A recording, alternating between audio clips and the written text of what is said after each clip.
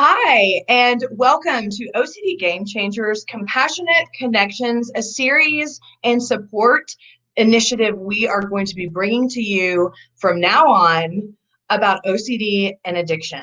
We have some really passionate and compassionate people that wanted to come together and create some sort of support, some sort of education, some sort of anything for the part of the community that really doesn't have a lot of support, doesn't have a way to network, and feels very, very much alone, especially in this last year when we're dealing with this pandemic. So this is what we're going to be doing. Tonight, we're going to do kind of a round table talk with all of our experts. That means expert in lived experience, expert in treating OCD and addiction, and expert in living with a family member that lives with addiction. And we're going to talk about specific topic relating to what people experience with OCD and addiction. First, because this is our first kickoff, yay! I want to introduce everybody one by one, or have them introduce themselves and tell you a little bit about why this topic is so important and special to them. Then we'll bring the whole group together and we'll start the topic. I want to thank you so much for being here tonight. This is such an important topic, and we really want to create some community specifically for you, your loved ones, and therapists who treat addiction, and in an effort to be able to network and help provide more support and awareness. So first up, Dr. Patrick Mcgrath. Hello. Hi, how are you? Who are you and why do you want to do this? Well, you know who I am because you just said my name. But anyway, I am Patrick Mcgrath, and I'm happy to be here. And one of the things that has always fascinated me and interested me in this is that, many people in the mental health community either do substance use work or they do mental health work, and they don't do the combination of the two. And we really, can I wave my hands in front of myself anymore? I apologize. And we need to make sure that we do combination work because co-occurring disorders very often get overlooked. And it's unfortunate because when you're treating only one or the other and you're missing the other thing, it can be dangerous and it can even be deadly as well too. So I was fortunate enough, after getting to know you and Margaret Sisson, opening the first residential treatment center in the world for obsessive compulsive disorder and anxiety and co-occurring substance use. And it is, even though I've left that position now and I'm now at OCD, it's still a big passion of mine, and I still stay connected with the Foglia Family Foundation Residential Treatment Center and consult there and make sure that people know that there is still a place to go if you have both OCD and substance use. It's an honor, Patrick. It's an honor for you to be part of our community, and we are so very lucky to have you and your vision. And I just can't state how much that we love you. Well, thank you. I appreciate it. Okay, goodbye. Now we have Neil Hemmer, who's on mute. I'm glad I'm on mute because you guys would have heard me uproariously laughing.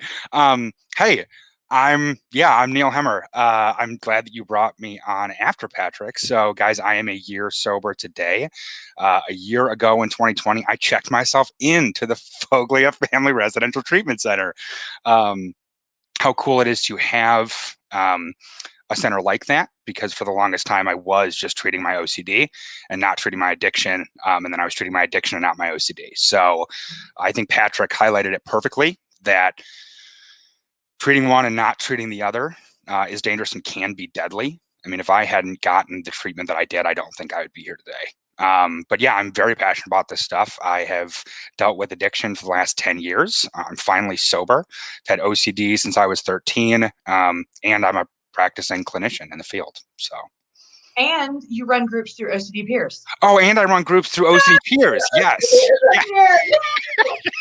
Yes, I do that thing for you. I do. Thank you, and happy 1 year sober anniversary. This is such a great way to celebrate. This is a sick way to celebrate, yeah. All right, bye. All right, next up, Miss Margaret Sisson. Yay!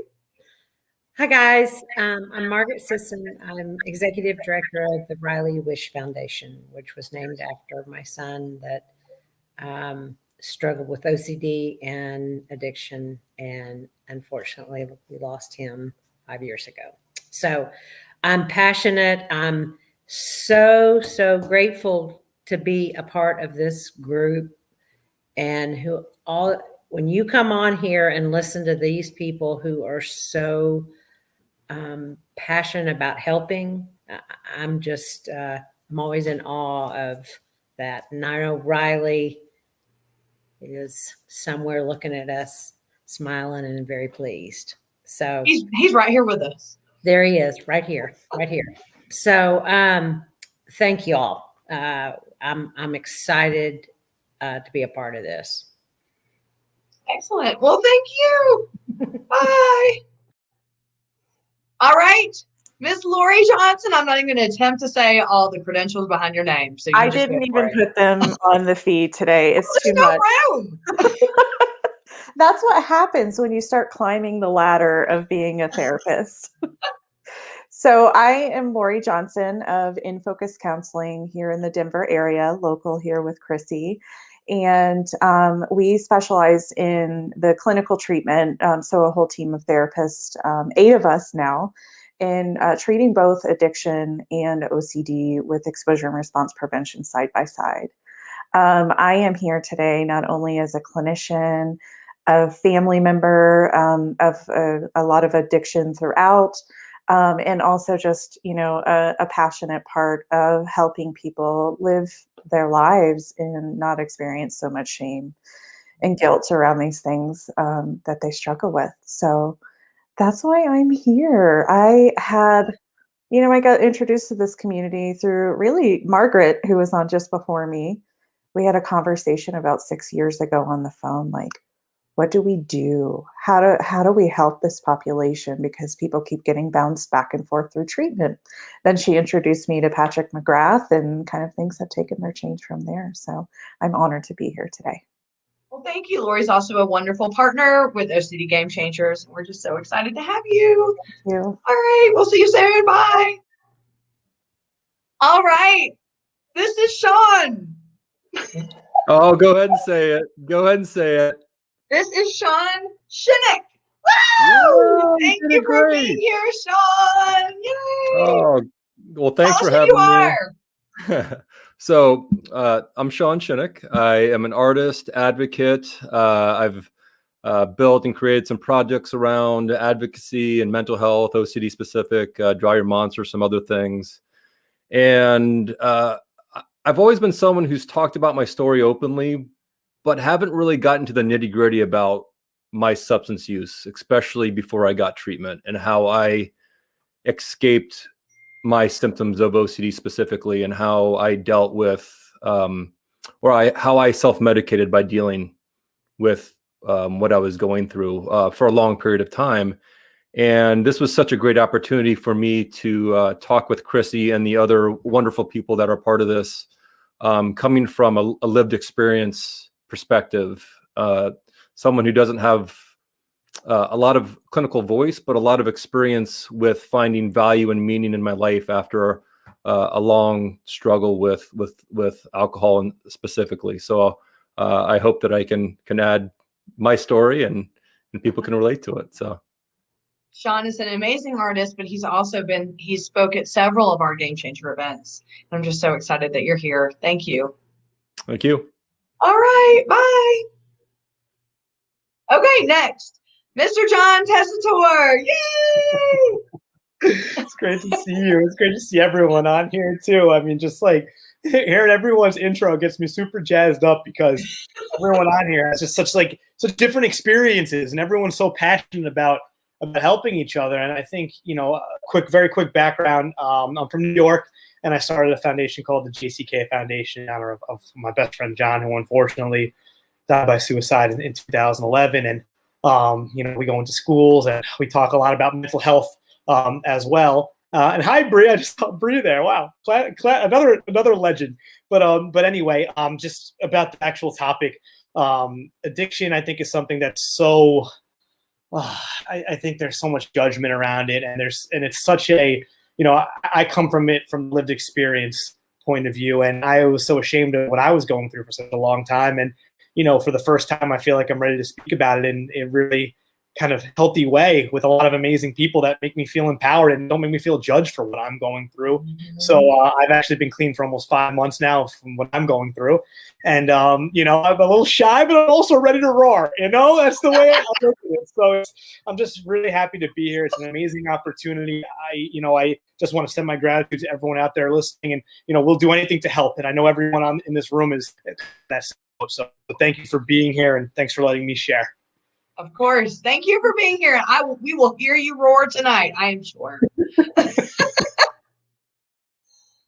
Lauren, oh my thank gosh, you for it's being me. here. Yay! Oh, sorry. No. It's funny. I was it was like Russian roulette. I wasn't sure who was like going to be picked next. I was like, oh God, it's a surprise. I'm so glad to be here though. So I'm Lauren McMeekin, and I'm a licensed marriage and family therapist. I work at the OCD Center of Los Angeles in our Orange County office. And the reason I am so stoked to be part of this panel and so passionate about this topic is because of my own lived experience as well as what I see in my office. And so I've been sober for about 15 years now. And to save anyone the calculations, I was 19 when I got sober. And a lot of what I experienced throughout sobriety was actually that my OCD latched on to my recovery insofar as alcohol was concerned.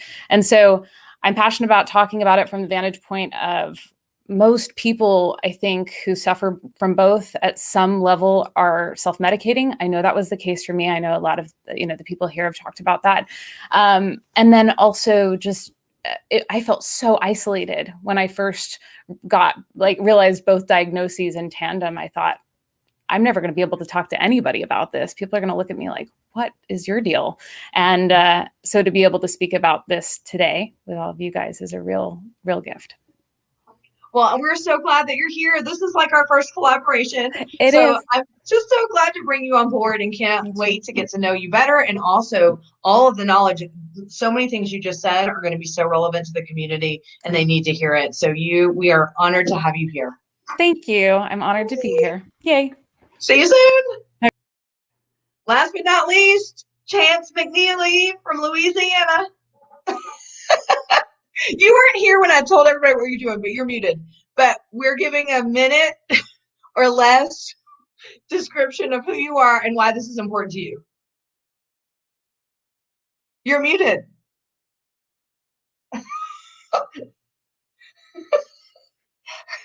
Unmute. Hold on. There. Can you hear me? Sorry, this is not Zoom. That's what I'm used to. And I promise I'm not drunk. My name's Chance. I'm from Louisiana. I'm a person who has OCD and has had a love-hate relationship with alcohol since about the age of 14. More recently has it been really more of a hate relationship. I definitely kind of have self-medicated with alcohol, specifically bourbon, for much of my life. And after I went through ERP and got better, I actually saw my alcohol consumption increase. I think I was kind of wallowing in a lot of shame about what it meant to be better and how I didn't feel great, even though I was supposed to have been healed. And so I kind of found myself leaning into a lot of, really it ramped up after I got, completed ERP. So that's kind of interesting. I don't know if that's common or not, but that's definitely my situation. And I'm not sober. I am today at the moment, but I'm not somebody who never drinks. And so we're all at different phases in the process. And so I just want to say that it's a environment for you, whoever's listening, no matter where you are in your journey. Mm-hmm. Chance is also a certified peer support specialist, and he runs groups for OCD peers as well. Yay! Thank you. Okay, so before I bring everyone on, and I also want to thank you so much. I see so many of you in the comment section, and thank you for being here. Thank you for your support. For me, I'm passionate about this because I also struggle with the OCD, or I'm in recovery with OCD, but I also very much struggle with substance use. I've only recently in the last few years come out and talked about it, A, because of denial, B, because of shame. And I've just gotten really tired of the shaming piece in the last couple years. So bringing together people where we, just like Chan said, a place where wherever you are on your journey, that's where tonight is going to be. There are people that are going to be part of this talk who are going to share their lived experience. Some people are not sober. Some people do harm reduction. Some people do other things. And I want you to, that's why we're calling this compassionate connection, because we want to approach the subject with empathy and compassion, because as we all know, addiction is just, millimeters away from shame in every single direction. So this is what this is for, to get the support that you need so you know that you belong to this community, that your story matters wherever you're at. Now, tonight, before I bring everybody back on, tonight the topic is going to be escape. Every month, we're going to bring a different topic that can help us talk more openly and even deeply about the experience of living with addiction, the experience of treating or having a family member with addiction, and what kind of these terms mean that y'all all know, we all move away from. Everybody is scared to talk about that stuff, and we really want to do our best to dive deep into this. I will tell you, I'm not sure if we're going to be able to get to questions tonight, but we will be keeping an eye on things, and if we can get to them, that we will. But without further ado, I want to bring everybody back on, and we're going to start our discussion tonight about escape. Let's hope that everybody can fit. Here's a story. Yay! Look at this. It's like the Brady Bunch. Exactly. I was just going to say that. So welcome, everybody. Shut up, Bobby. Yeah. Don't make me mute all of y'all. No. So in bringing everybody together, one of the things that how we want to kind of kick this off is we want to each be able to have the opportunity to talk about escape, what that means for addiction, what that means to us, what that means in our story, what that means for the people that you may treat. Why is escape such an important part of addiction? So in this first round, let's keep it 2 minutes, 2.5 minutes each person. I'm not going to be timing you, but, and if it gets loud wherever you are, just mute yourself. I can call on people actually, so I'll call in order. Neil, you go first. Okay. So the prompt is just, what does escape mean to me? I think that the bigger picture of this is talking about some of these things about addiction that are relevant that we really don't dive into. And when we first started talking about this, escape came up. Like, what do we use addiction for? Escape. Now, in co-occurrence with OCD, I don't know if that's a word. That would be in OCD. What do we want to do? We want to escape the symptoms. We want to escape who we are because we can't deal with the symptoms. So then you have two things crashing on themselves regarding escape. Yeah. Yeah. I think that the large majority of the world has the wrong idea about addiction to begin with, though, right? That nobody just picks up an illicit substance one day. Sorry, my computer's about to die, so I'm struggling with this cord right now while I'm saying this. But no, but I think that, right, like nobody picks up an illicit substance one day and it's just like, man, like I cannot wait to ruin my life and all my friendships and all the people who love me. I can't wait to worry my parents or, make my kids hate me. And I think that a lot of people, that's where the stigma comes from, right? Is that there's this huge misunderstanding that we're doing it for fun, or we're doing it because we can't see the consequences or blah, blah, blah, blah. When I picked up my first drink at the age of 13, I stole one of my dad's Coors Lights, and immediately my thoughts were gone. Right. Like it was this instantaneous, the thoughts are so much quieter when I drink this thing. And it wasn't until years later that I learned any sort of other healthy coping mechanism to help that the thoughts quiet themselves naturally, right? Or with the help of tools. So yeah, it was a huge escape, and I don't think that people understand that drinking or illicit drug use or gambling or food or sex or whatever you're addicted to, right, is just a Band-Aid on whatever the problem is. So, yeah, I don't know what else I have to say about that. Yeah, that's. I tried to escape for 10 years and then I couldn't. And all of a sudden I was like, oh, this doesn't work. Uh-oh, what am I going to do? And then I was like, I should get sober and figure out something better to do. And I did. What about you, Lori?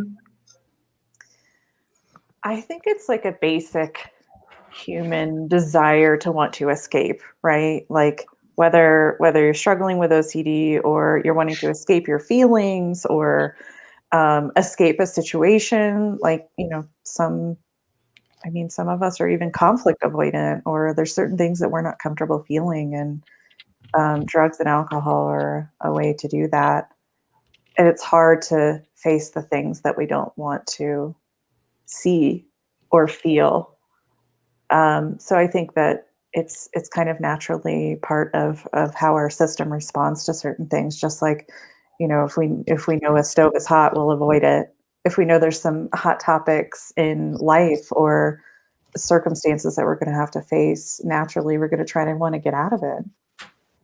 It's like our younger kid selves, or maybe even kind of teenage resistance that we all have a little part within us. So that's how I kind of frame escape, is that it's natural, but we really get used to escaping all the time. And I think vulnerability is one of the big hot topics that we've all, kind of heard in pop psychology with the work of Brene Brown. Like, it's hard to be vulnerable. We're not just like, all right, I'm here, hurt me, do this to me or whatever. And privately, I think, drugs and alcohol can do that and kind of create that barrier and that filter there for not feeling or not broaching, especially in ERP work. Yes. Yeah, especially in ERP work, it's like, okay, we're saying go against your primal system of anxiety and challenge something that's really scary, when everyone else in the world gets to say, oh, I don't want to do those things, so I won't. But within ERP, you have to face that. So that's the first thing, is how do I get out of this? And it's not necessarily a compulsion. It's just like, okay, how do I feel better right now? Done. So that's how I see it. Thank you. Shawn, what about you? Yeah, so both Neil and Lori's testimony kind of sparked something in me. I know that we're all going to spark some things and other people that were like, oh, I should have said that. But so I'm glad I got to go after Lori and Neil. Neil, and the fact that he and I's beginnings were very similar in the fact that I basically lived from the age of 10 to 18, or I guess 0 to 18, but like 10 to 18, in a lot of pain as a teenager and a young adolescent, as a young child, struggling with anxiety and the manifestation of really severe OCD symptoms. And I really struggled through high school, and it was really, really rough. Didn't drink. Some people might call me a goody two shoes in high school. I was kind of like not the partier at all. And then summer break broke out, and I graduated high school, and I went to my first party, and I had my first beer and my first drunk experience. And the same thing that Neil kind of said, these thoughts in my head stopped. Like, not totally, but like I had release from them. I felt I had escaped something. I felt in a way normal, or I felt on the same level as my peers for the first time in a while. And I didn't give a shit at the time what made me do that, to get on the same level, whatever. But I felt good. I felt loose. I felt funny. And I didn't feel like I was a psychopath in my head. And I was like, what is this stuff? This is great. This is only helping me. I want to continue doing this. And Lori had mentioned it becoming kind of life avoidant conflict. She mentioned conflict avoidance. And for me, it became my life avoidance. And what that was underneath was me avoidance. It was my identity that I had fused with my OCD identity. I was scared that I was a sociopath. I was this evil person and all this stuff like that. And during the week, the 3 or 4 days where I didn't drink or binge drink and party, that's what was in my head. That was my nightmare. And I lived that for 4 days. But as soon as I went out with my friends, that went away. And I felt like the Shawn that I knew maybe before the intrusive thoughts really got bad came out. And I was a life of the party and my identity changed. So I was escaping the pain for a very temporary relief. I like a lot of times I compare it to a compulsion in a way, how compulsions in the moment can have some temporary beneficial relief from our anxiety, but in the long term, the long run, they really, really hurt and make us worse. And that's the way I was looking at this. I wasn't seeing the long term, or did I care? But I knew in the short term, on that night, I felt good, and I could joke with my friends, and I had fun. Holy cow, I had fun in my life for the first time for like 2 nights out of the week. I was like, I'll do this forever, until I couldn't.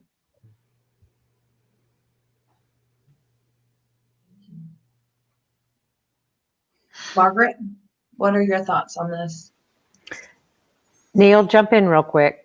All right. No, I just want to say one thing about what Lori said. So Lori said something about escaping, and I think that was really profound, because not only was I escaping from my thoughts, but I was continually escaping from the hostile environment that I was creating for myself by drinking and making bad decisions. And then, so not only was I escaping from my thoughts, and that felt good, but then I was escaping from the hostile environment, because I was like, well, I don't care what any of these people think. I don't care that I'm being an a-hole. I don't care that I'm making my parents sad. I don't care. This is helping me. They don't get it. And I think that's why we're doing this whole thing, right? Is because we're trying to change those hostile environments for people so that they can come out of their addiction and be met with love and compassion and understanding, so that you don't have to escape from both of those environments. Absolutely.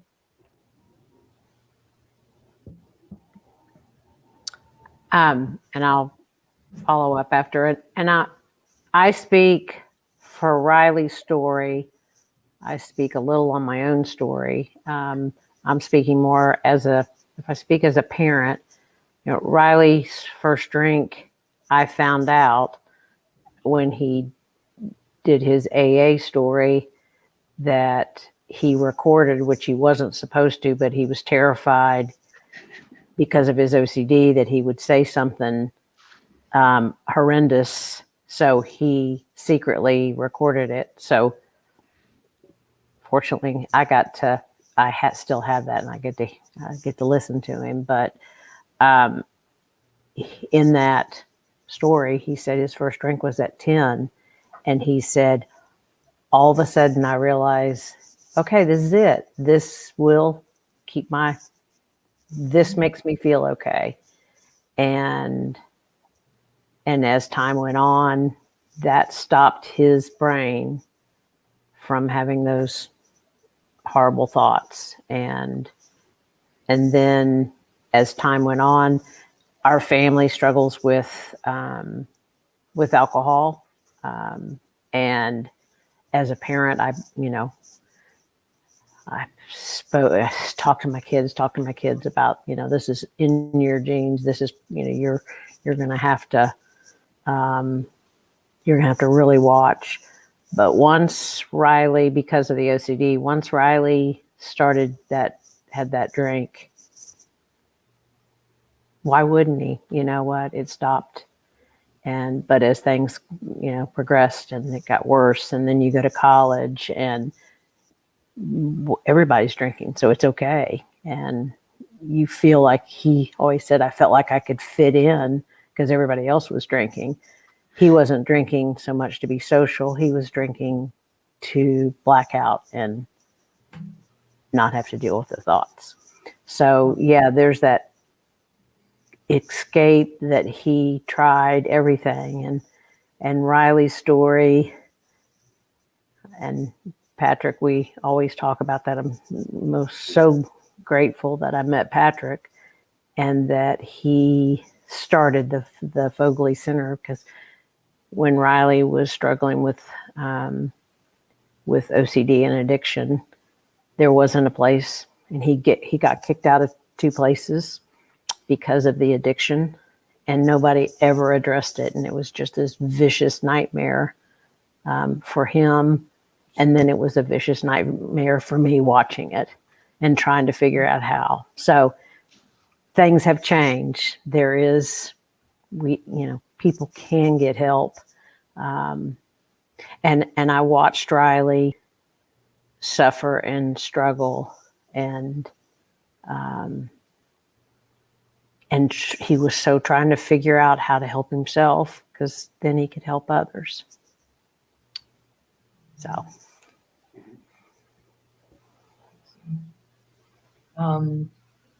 Fitting, Patrick's going to go next. Yep. Patrick, I'm so sorry, but your head is almost behind the OCD. I'm trying to escape this OCD game changer sign. That's what I'm trying to escape.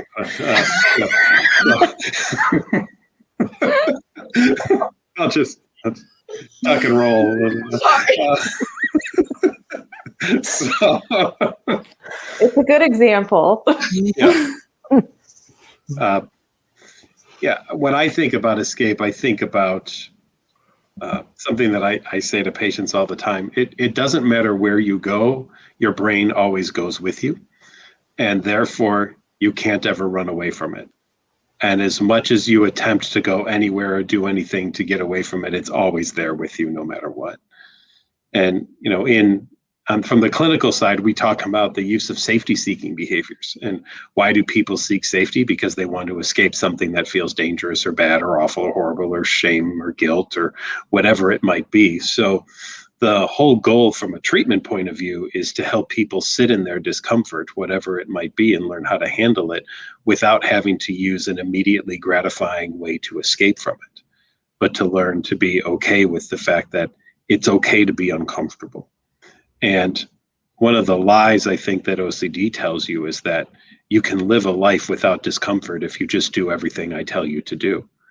And when you don't get that and you don't achieve that, alcohol and drugs can become a very easy way to escape the guilt that OCD throws on you for not having done everything that OCD wanted you to do, because now it's beating you up for not doing what it told you to do.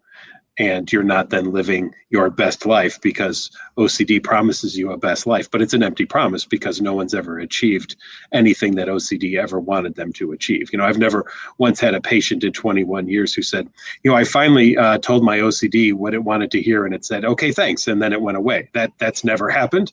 That's never going to happen. So you are always missing out. And when all you do is feel like you're losing, alcohol can be an escape. Drugs can be an escape from that feeling of constantly losing out because I've never hit the mark, because OCD is always one step ahead of where you can get to, and it's always dragging you forward. So that's how I think about it. What about you, John? Wow. That was, Patrick, that was really eye-opening to me too, just listening to that and listening to everyone before.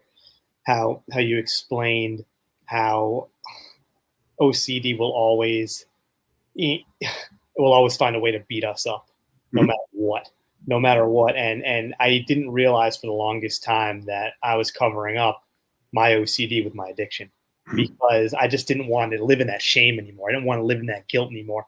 And I was so frustrated by this guilt and shame that I was constantly feeling. And I was like, I had such a good day. I did so many good things today. I was good to people today. But my mind's telling me that I did something this small, but it turning into this huge, and now it's controlling my life and I can't sleep tonight. Oh, I'm going to go place a bet, or whatever anyone else does to cover it up, and whatever we all do to slow that thought down. Right.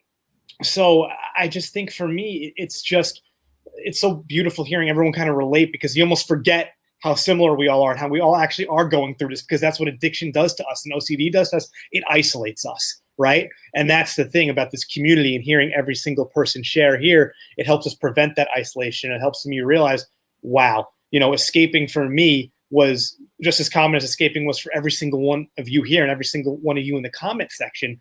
And I always just had this, it's just that horrible shame that I was always escaping from, that no matter what, I couldn't please myself. And that was all because of my OCD, all because of my brain telling me these really tough things. And you can't run away from your brain. You have to sit with it. And the more I'm able to sit with it, I'm able to deal with it. I can say, okay, I even get anxious that, oh my gosh, I just said, this is what I do to cope with my addiction. Did I say something too much? Stop. That's my OCD trying to do the same exact thing that it always does to me. So I'm going to sit here and accept those thoughts, and I'm going to feel proud of myself for who I am. And I think when we're able to run, and the last thing I'll say is, I was escaping without even realizing I was escaping. And then when I stopped escaping, the OCD came back really, really hard, but that's okay. Right. And when it does come back really, really hard, hits you like a tidal wave, but then it slowly starts to go down and you slowly start to challenge it again. You slowly start to do the things that you need to do to take care of your OCD. And there is definitely a lot of hope. And I've seen that in the last 5 months. First 2 months were really tough. Even last couple months were tough. This last month, I've seen a little bit of a nice calmingness in myself that I'm really happy with. So keep fighting the good fight, everyone. We're all in this together. Thank you, Shawn. Lauren, what are your thoughts? I loved hearing what everyone had to say on this. You guys are all amazing. Can't wait to hear what Chance and Chrissy have to say. In terms of escape, I think my story is really similar to Neil's, really similar to Shawn's. Like, I was 13 years old and I didn't know I needed an escape, but I drank and I was like, everything melted, and I wasn't so caught up in the noise. And that's like, I drank to escape the noise. I drank to escape the feelings. And I think the sad thing is, and this is echoed through so much of what we've all been talking about, is that of course I did. Of course we all did, because I didn't know there was another option. I didn't know that facing my anxiety and learning how to deal with it was an option. I didn't know that accepting anxiety was a thing. I did not know that I could look at a thought and be like, oh, there's a thought, and continue on about my merry way. These things were completely revolutionary to me by the time I found OCD specific treatment in my early 20s. So yeah, it's the solution until it's the problem, that's certainly my experience anyway. And then of course, all the problems start accruing, like Neil was saying, and you start to drink in order to get rid of those problems too. And it just becomes a bloody mess, or can be anyway. So. Thank you. Chance McNeely. Okay, I know how to unmute myself now. I feel, first, it's great to be here with all of you. I'm kind of new to the advocacy arena, so I've learned a lot just by listening to you so far. And I can also say that I feel I don't feel special at all, because everything that each of you have said is kind of like verbatim to my experience. With respect to, initially it made the thoughts go away. That was the best thing ever. I felt normal. And I turned out to be a lot of fun when I felt normal. And I had some fun times in high school and college with the assistance of alcohol. But at some point, of course, I was trying to escape the intrusive thoughts that I was dealing with. And at some point, I started feeling a lot of shame for having to use alcohol. Like, I kind of knew that it was a crutch in some way. But more recently for me, as I mentioned earlier, I think I've been maybe using alcohol in recent years to try to escape from the fact that this happened to me, right? That I went through this whole experience, because maybe I'm almost like I use alcohol to try to prove to myself that I'm strong enough to drink and still be high functioning, right? Because if I give away alcohol, that's admitting a weakness. And that's hard for me it's like admitting failure, I guess, because all these other people, I live in Louisiana, all these other people drink all the time. So, like, for me to give that up, there's a lot of shame around it. I should be able to drink moderately. That's not typically my experience, but that's what I should do. And so I keep trying to do it right. which I typically fail at. So just right drinking. No, thank you. And my, kind of my thoughts on it. I was anticipating that Chance was going to take everything that I was going to say and say it first, and everybody would think I was copying him. But he did a little bit. But I think I have a little bit of a unique perspective on this regarding the alcohol piece. I was completely sober when I was experiencing OCD at the worst part of my life, the worst in my life. So, and a lot of that had to do with religious scrupulosity. So it was if you drink, it's sinning. And so I can't drink and then I'll sin and I'll get bad thoughts or whatever. But, it wasn't until after treatment that the drinking started for me. And it was I remember when I got diagnosed with OCD, I was in college and I was like, I don't know if I believe this, but hey, I could test it and go drink. And then if I get punished with bad thoughts, then that means it's not really OCD and God's really punishing me. And so I was like, oh, what the hell? And went and had margaritas. Well, the thoughts didn't come back because I was on Prozac. So I was like, look, I have OCD, it worked. But anyway, after that, what I realized and what I have been realizing lately, and unfortunately, this is a couple decades later, is that I drink and I still drink to escape the shame of who I could have been, the shame of who I became, the shame of drinking, the shame of having OCD, also the shame of guilt that I perceivably, if that's a word, laid on my family, maybe, or maybe not. And so I even sometimes in this last year has been really difficult for me, especially. I've found that drinking doesn't serve me anymore the way it used to. I've actually discovered some worth inside of me, but it's almost too late because the alcoholism is so ingrained. I don't know how to not have worth without it.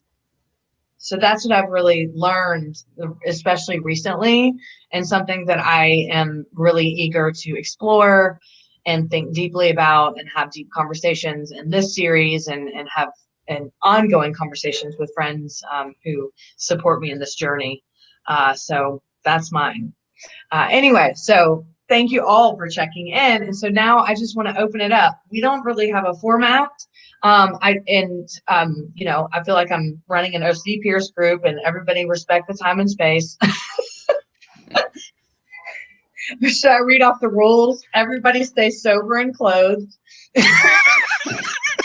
Damn it. Which is one of our rules. Reading off the rules is my thing, Chrissy. I gotta read off the rules first. So I just want to open it up. Everybody got to talk about it. I know that you're sitting there, things resonated with you. I know you probably have more to say. I know Patrick has to go in about 10 minutes, but we'll probably run another 10, 15 or so minutes. So I want to open it up to you. What do you think? What do you want to say? What resonated with you? And I'm not going to call on y'all. Y'all just go. I want to say something real quick, Chrissy.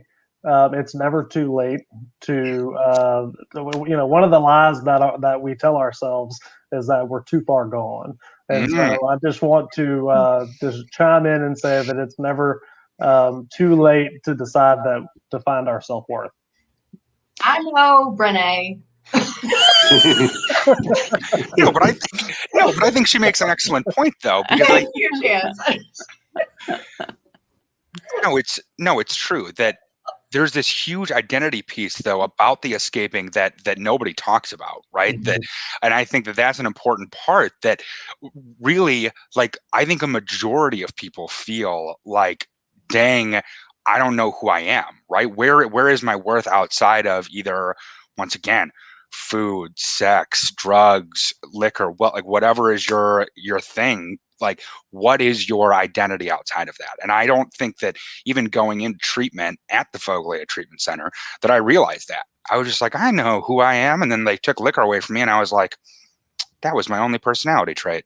What am I without booze? And then I had to like do this whole thing of like, what am I even good at? Like, what do I do? But that's a piece of the escape that no one tells you about. And I think that's the point that I want to make, that nobody talks about that. It is private escape too. Like often no one may see that and understand, or, you know, see that part of you. So it's your identity with yourself. So sometimes you don't have to go back to your social circles or, you know, be a person in the world with a different identity. It's like, what am I going to do when I'm by myself? Right? When OCD, anxiety, whatever, you know, mental health stuff is there, when that is screaming at me, what am I going to do when I'm sitting by myself? There are no distractions, right? Watching TV at home, reading a book, you can go through a million different things. And then it's like, okay, that's how I suffer alone with that identity. So I think it's deep. And, you know, Chrissy, you said that it made me think of identity, and that it's that deep part of like the sense of who you are and what your worth is, and how you take the path to get there. And that's a journey. Yeah. We're not born knowing our worth, even if our parents tell us. And even being willing enough to take it slow while you're finding your worth. I think, at least personally for me, when I know a lot of us, when we have our thoughts and they're racing, we want a quick fix. We got to know this, then we're going to be okay. We got to know this, we're going to be okay. And it doesn't work like that, right? And I think that's something that when you're able to almost accept that, or at least start to accept that, you start to be able to be nice to yourself while you're finding your worth, while you're finding your identity, because it's an ongoing process. And, you know, I tend to always work. And that's my way of escaping at times, because, all right, well, at least I'm doing good work while this is all going on. So, you know, there's something to be said of that, right? And it's like, well, yes, John, but how about you take a step back and dive a little bit deeper, and you know, while you're going through some of these issues, you know, not being afraid of, I think that the process of it, right? Because it's not going to happen overnight, and everyone's process is different, right? You can't put, like, you know, with addiction too, specifically, right? You know, you want to be nice to people who are going through this, right? Because it's not so cut and dry. It's not just, hey, you have to stop and that's it. Because when you hear that makes it even harder, right? So it's like being nice throughout the process. If you have a setback, that's a part of your journey, right? That's a part of the journey, right? You're not done because you had a setback. And even if you have a setback that lasts longer than most, that's okay. And I think that's a part of the journey that I've been able to start to get a little bit better at. But it takes a lot of time, and it takes a lot of just patience within ourselves. And, you know, I don't have a lot of self-patience, I'll tell you that much. But it takes that patience within ourselves to help ourselves get there, in a sense. You know, as you know, I'm a bit of a fan of the band Rush, the greatest band ever in the history of the world. And I like to quote them randomly in therapy sessions. So most of my patients who don't know Rush don't know that I've thrown a lyric in. But one of my favorite lyrics is, "The point of a journey is not to arrive. Anything can happen." And I've always enjoyed that. And I wonder if OCD lies to you and tells you there is a point to arrive to. And maybe that's the lie. Maybe it's just to be on the journey. I don't ever want to find my worth. I want to always keep searching for new ways to define it. I don't want to find it, though. I'm going to keep looking and looking to find ways to get it. I think the day that I find my worth is probably the day that I'm done being on Earth, right? That I've achieved my worth, and now it's time to go on to whatever else happens after that. So, and could drugs or alcohol or gambling or sex or addictions come in because I feel like a failure because I haven't found my worth, because OCD tells me I can find it, and I keep failing at it. So I'm going to do all these other things to distract from that feeling of failure, because I can be successful at drinking. I can be a good gambler for a while until I lose all my money. I can be great at sex until that doesn't work anymore.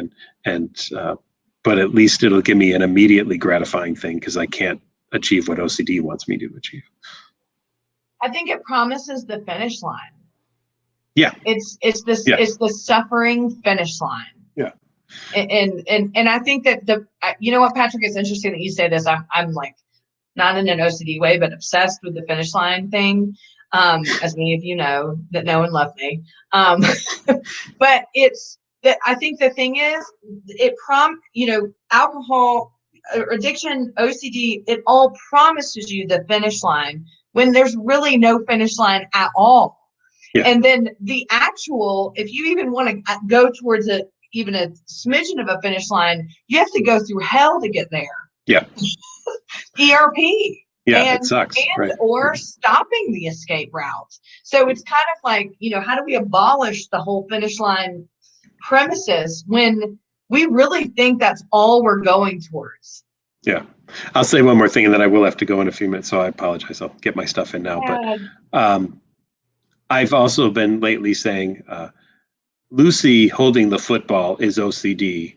And you are Charlie Brown, hoping this time you're going to kick it. But no matter how many times you run at it, Lucy pulls the football up and you go flying through the air and land on your back.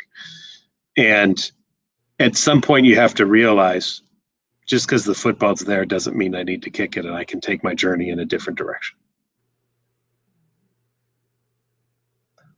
And I have to jump off to go do an OCD peers group, but just real quickly, I wanted to say that, for so long, my sense of self-worth or self-esteem was contingent on achieving certain things. And in some cases that was sexual. And in some cases that was how many friends I had. And in some cases that was how well I performed at work and school, right? And like you said, I'm going to use the term a goalpost instead of a finish line. The goalpost always gets moved, right? So I go achieve the thing, and then I'm like, oh shit.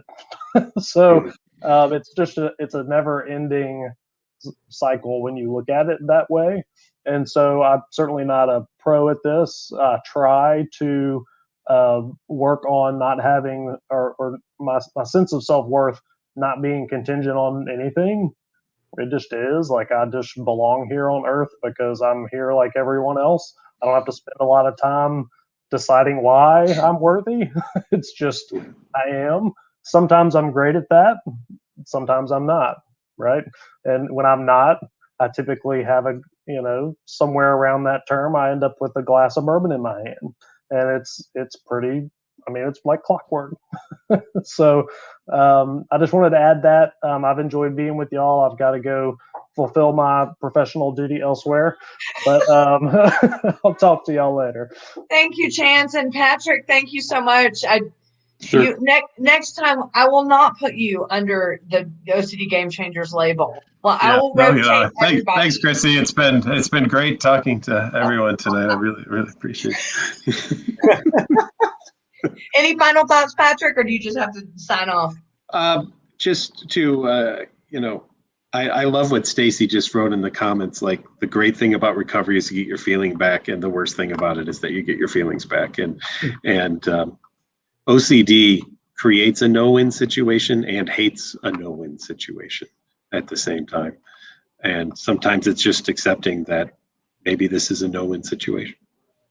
And when I say win, I mean the idea that there's not this one where I'm going to cross the finish line and fireworks are going to go off.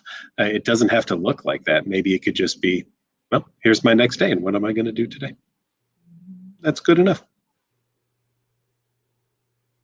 Awesome. Well, thank you, Patrick. We'll see you in a couple of weeks. All right, guys. Thanks, everybody. And have a wonderful night. Bye. You too. So we'll just kind of finish up in the next, 10 minutes, y'all.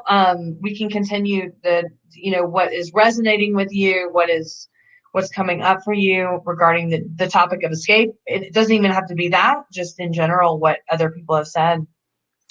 I think that one of the reasons why the identity piece is so important, and we've been bringing up weaving an OCD with this, there's this urgency, and now I'm completely covered by the OCD sign. Oh, now I'm here. I didn't realize that. I'll just be a talking mouthpiece. But we don't. I mean, especially speaking for myself, I can't speak for all of you, but I don't know if this will resonate with any of you. But with OCD, right? Like, there's this urgency.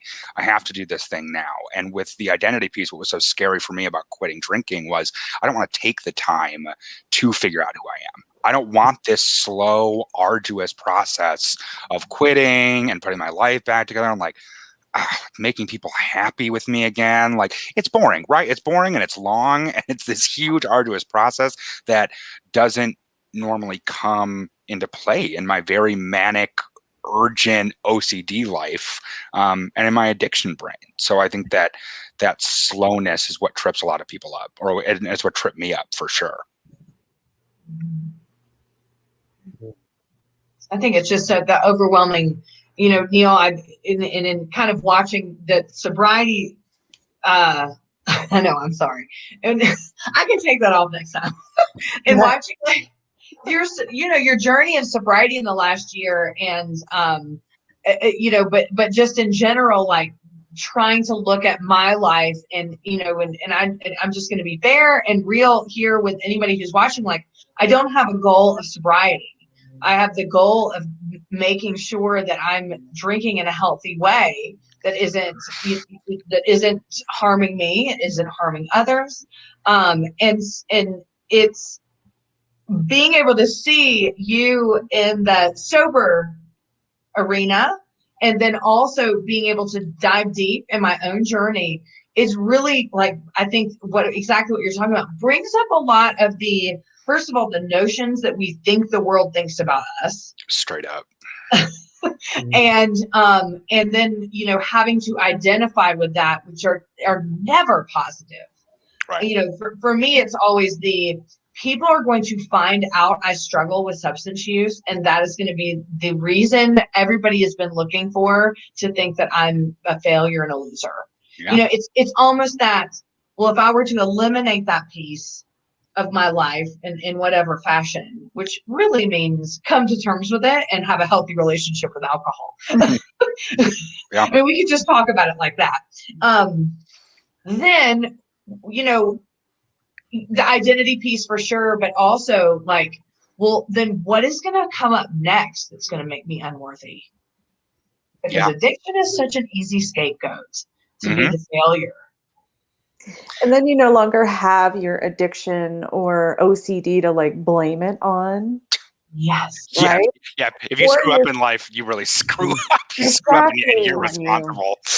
Yeah, or you get, I think people get stuck, or families get stuck kind of like pigeonholing into like, okay, well, you took away this part of our lives and we only want you sober. But then when you're here sober, we're going to critique you and we're going to be watching you like a hawk to make sure you're not constantly relapsing.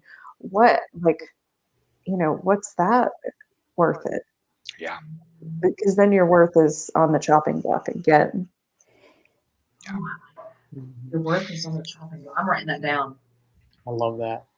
Yeah. And just say, I'm sorry, I have to leave right now as well, but I wanted to just say how incredible this was and this group here is. I just feel like I was able to take something from every single person's story, and from the comment section was awesome too. Seeing those comments pop up was really cool, Christy. I never noticed that. Whoa, we got like I feel like, whoa, there's people commenting, watching. This is so cool. But just thank you for doing this, and everyone. I love what Patrick was saying about the journey. Just kind of enjoy the journey in a sense, or try to enjoy the journey, right? And when you can't enjoy it, it's okay. It's a part of the journey, and don't kind of put that end goal on it, because then the goalpost always seems to move.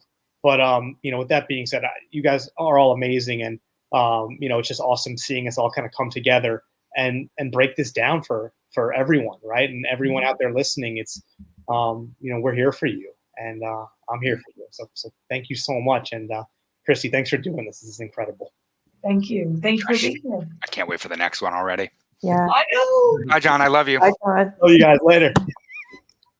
So with John leaving, maybe we should just go around and do some final thoughts. It's going to take a few minutes anyway. Yeah. But what are your final thoughts? What's your take? Look, I'm running a group. What's your takeaway from tonight? What can you take with you into the week? What have you learned from one another? Lori, we'll start with you. Oh, and I have to go first.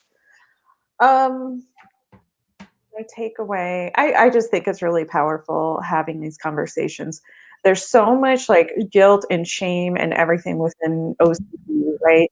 And the whole rest of the world is like, oh yeah, hand washing, no big deal. I organize my stuff and I have OCD too. No, there's so much shame also in POCD and sexual intrusive thoughts and all those other things that you throw this component of managing with substances or alcohol, and people just are hermit crabs. They go into themselves, they withdraw. So I think that, in kind of family shame and whatever else comes in with that. The moment you mention addiction, there's a morality component to it that, we've all been trying to work towards, and having these conversations and being candid and being vulnerable, I think is, one of the facets that in AA meetings, right, these really private type of things that are really helpful for people, but no one actually gets to see what happens there. So talking about this is really important. Having these conversations and being candid.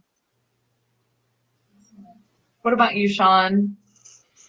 Yeah, what a great panel, by the way. This has been great, listening to everybody's stories and comments. It makes me feel really good to be a part of this. So as quiet as I can be sometimes, it's nice to be here as part of the group. But there are some things that I definitely related to and thought about while people were talking about. One was Chrissy, and I think Chance's comments on self-worth. And for me, how that played out was needing to be accepted. And I didn't feel accepted unless I was the person that I was after five beers or 6 beers. I felt funny and animated, and Shawn's got a lamp on his head, that type of thing. And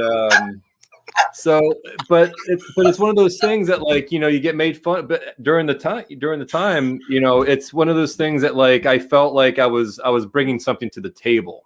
And when I wasn't in those situations, when I was struggling, when I was in my own head, when I was isolating, when I was hermiting up, with OCD, not being able to get out of my house because of the compulsions in my own head, because of the ruminations and the intrusive thoughts, I felt so isolated. So it felt freeing to be able to do that, as harmful as it was, which kind of alludes to a couple things that I was thinking about with rigidity and uncertainty. Rigidity in the fact of OCD wanted rules. It wanted hard and fast, clear cut rules. And for me, I knew that if I drank, then this would happen, and that was a rule. Like if I followed a certain set of things in a certain context, then I would have a good time and I would alleviate symptoms temporarily. Like Dr. Mcgrath was saying, it never really went away. I mean, if I'm going to be honest, it toned down the noise. I can't remember who said that earlier, but it definitely helped with the noise. But I still had intrusive thoughts while I was going through all this. It just wasn't as bad. And it was a rule that I followed. If I was going to have a good time, then I needed to go do that on the weekends, or I wasn't going to have a good time. And that comes along with the certainty that I needed in my life, same as OCD needs this certainty, is that, it was certain that if I was going to go out and get plastered, then this effect was going to happen, that I was going to leave my life for a little bit, for a little while, and have a minor, some minor, whatever you want to call enjoyment, escape for a certain amount of time. And then the next day would happen, it'd be cyclical and be back. So I was very rigid in the fact that, like, I felt, and still do, I still struggle with this, the fact that it's black and white. It's either I'm drinking and loosey-goosey and everything's good, or I'm not, and I'm completely stale and basic and boring and whatever. And what I've had to do in recovery, in harm reduction, is like we do with OCD, is get a better relationship with the gray areas of life and being able to enjoy things, go out at a night. And the one thing that I've been able to do that's been great is I was able to enjoy myself dancing for the first time without drinking. And that's something I was never able to do. But it was pressing, it was pushing some like boundaries and rules of mine and some vulnerability. Like I was getting down at a wedding. It was great. And also to Chrissy's point earlier, and I'll shut up because I started to ramble, I guess, is that, I quit drinking for 4 years, but there was always a discussion with me and my therapist that we always thought it would be okay to reintroduce moderation back in if it's something that we felt I could handle and do. And so I've been playing around with being able to have a beer or two with my brother and enjoy that, some sort of gray area. And it's been testing it out, but it goes back to like kind of somewhere in between in the gray area where it's not all black and white, this or that. And so that's it. I want to see you dancing with a lamp on your head at some point at one of our events. Please. Can you imagine how tall I'd be if I had a giant, if I had a 2-foot lamp on my head? You wouldn't be able to get me in the room. We'd have to you wouldn't be able to get me out of the room, actually. Well, yeah. Hashtag game changer goals. We have to make some rules. No dancing on tables and no lampshades for Shawn Shinnick if he's had a glass of wine. Or no glass, just in general. If he's dancing, watch out for limbs and headbutt. It'll be fun. I promise. I'm a good dancer. Oh my God. Thank you, Shawn. Margaret, what about you? What's your takeaway? Well, you know what? This to me, every time from the first time we all got together, and y'all made fun because I was right off a horse and still had my hat on. But I left that just feeling so good, listening to everybody. And even though we all, we have different perspectives, and whether you're struggling with OCD and addiction yourself, or you're a parent, or you're a therapist, we all have this general, this passion to understand people that are struggling. And I think back so often to Riley and watching him, and my desperate need to get him help, and I couldn't control it, and that's something even with alcohol, even for me now that I'm dealing with grief, it's easy to want to escape because of grief, and I've had to watch myself with that. Because sometimes it just completely overwhelms, just like OCD would do to someone. And I know this time with COVID and all the isolation we've had, I know people are struggling and feeling isolated. Although some, that makes it's easier to isolate and not. And I get that too. So I think this just is an ongoing discussion that we can talk, because this one, we didn't have this before, so that we can really talk about this topic and these subjects and things that people didn't talk about. And just, Chrissy, like you say, the shame, there's so much shame, and it's still for family members that, Neil, we've talked about that you're either disappointing your family, or your family member says, why can't they stop that? And so the more we talk about this, the more it's brought out and the more people can share, I think it's gonna make a big difference. So I look forward to the next. I look at these comments and I'm so grateful all the people that are on here, and then I'm so grateful for this group. So that's my take. Yep. What about you, Neil? Oh man, I got so much to say, but I wrote some stuff down in the comments because I was like, I'm gonna forget what I'm gonna say. Escape has been a theme in my life for as long as I can remember. And I think Maury said it best, right? Like, we as humans are, biologically programmed to escape either danger or negative feelings or negative emotions or uncomfortability. We are programmed, hardwired to escape these things. And there's an intense amount of training that goes into facing things head on. There is a natural order of things where we want to run away, or we want to find a solution somehow around this big problem.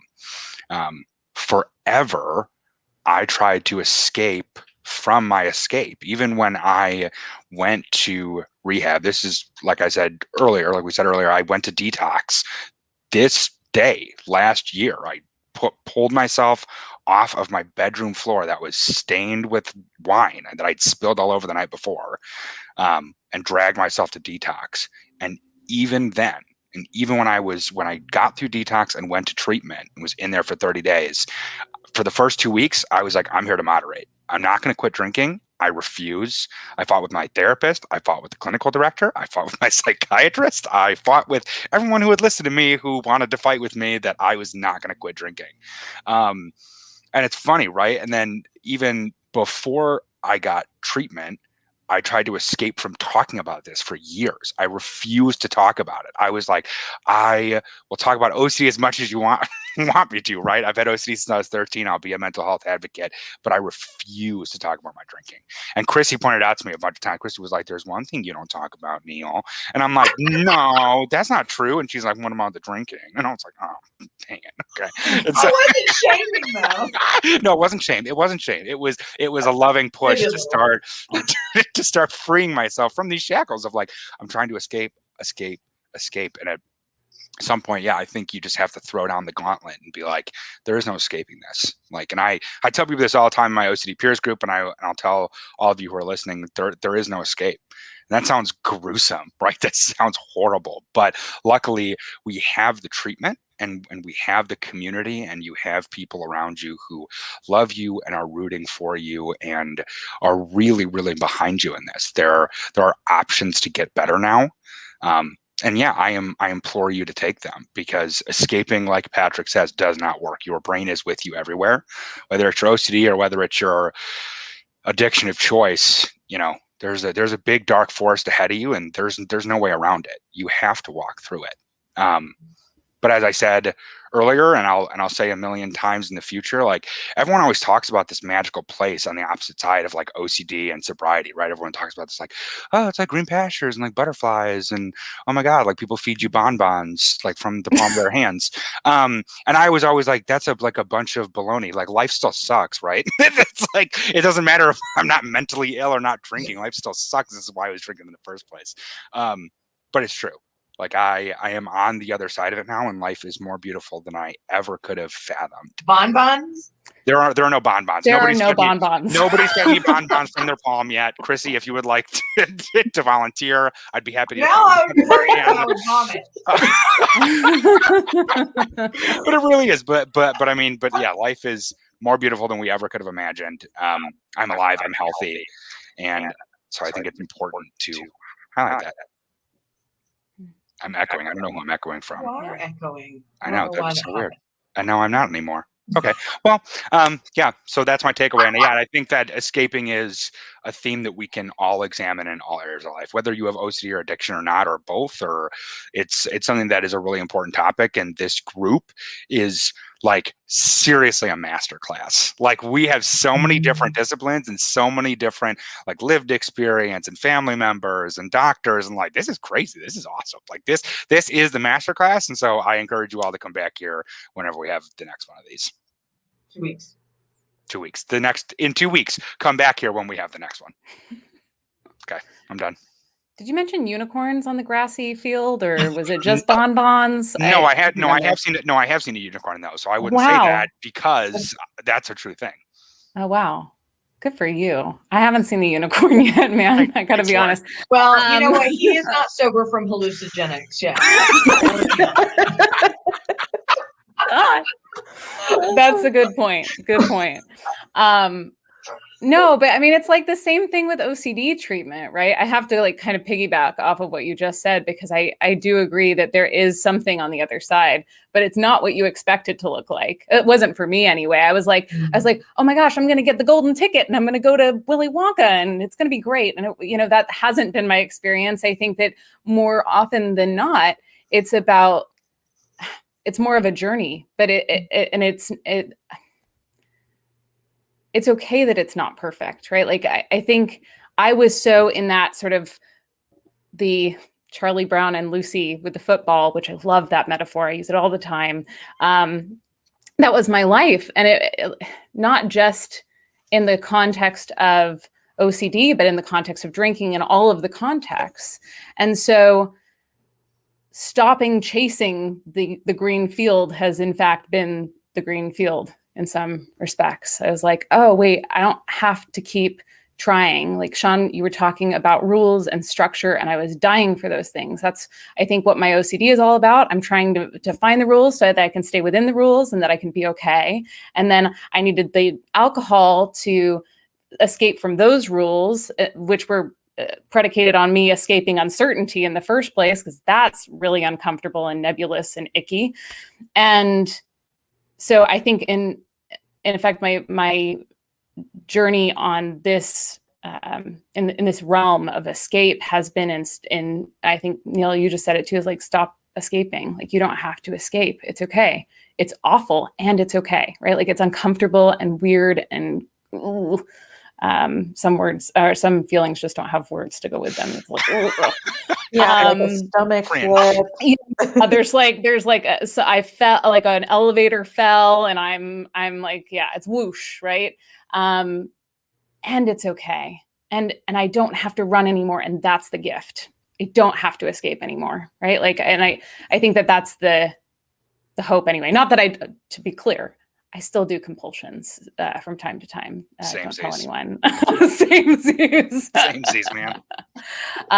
It happens, but I think the idea is that I know that the bedrock that I can come back to is that I don't have to do it anymore. I can just be with the ick. I can be with that, and I can also be with the joy and the wonderful too. Awesome. So my takeaway is just, I am excited to be here. I'm excited that all of you, we've seen these great comments come through. Michael Schramm, we miss you too. And, Gabby, so glad this has been helpful. We're seeing so many people. I'm not going to go through all the comments now because I don't want this to go over an hour and a half. But thank you so much for being here. This is going to be a regular thing. My final thoughts are this. If you don't know why you're here, that's okay. If you don't know where you're going, that's okay. If you don't know what you want regarding addiction, that's okay. Because we're not here to tell you what to do. We're not here to judge what you have, what you're doing, and what you might do. And that's the whole point. We have so many people here in so many different stages of understanding the relationship to addiction. And that's where we want you to show up and meet us. In a place where you feel like you belong, you're comfortable, and you will not leave here without judgment. That's what I need in my life, which is why I use the platform OCD Game Changers to form this. I mean, whatever. No, but really, I've formed relationships with people that continue to show up and still help me feel like I have worth. regardless of whether I'm drinking a glass of wine, regardless of whether I'm having the worst day for OCD and compulsions, regardless of whatever. I want that for you. We want that for you. Our hope is to be extremely thoughtful about showing up for you in a way that does not make you feel like what you've been through, what you've done, who you've let down, why you're in a position that you are, that you feel like you have to feel shame.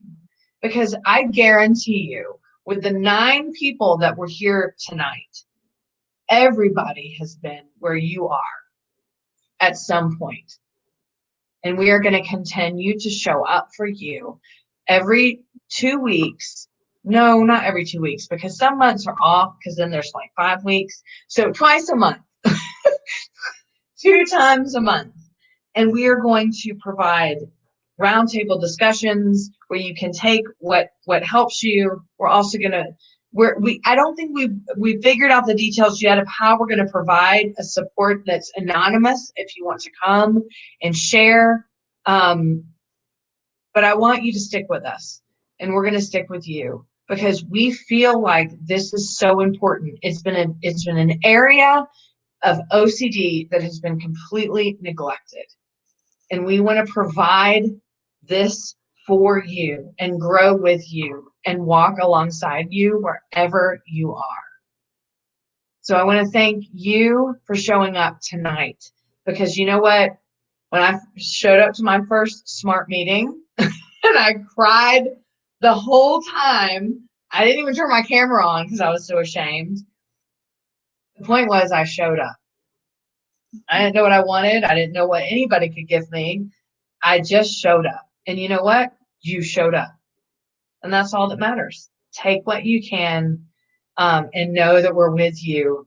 We're walking alongside you, and we're going to keep showing up. And thank you to all the guests tonight that were here talking. We're going to expand. We're going to keep talking deep about this stuff. We're going to create a community of healing, of acceptance, of love, support, in a no shame, no judgment environment, finally. So thank you. And stay tuned to our next broadcast. It's going to be 2 weeks from today. We're not sure if it's going to be public or private. We will let you know in plenty of time to sign up. And if you have questions in the meantime, go to ocdgamechangers@gmail.com and let us know what you think, and let us know any suggestions you might have. And have a lovely week, and we look forward to seeing you in a couple weeks.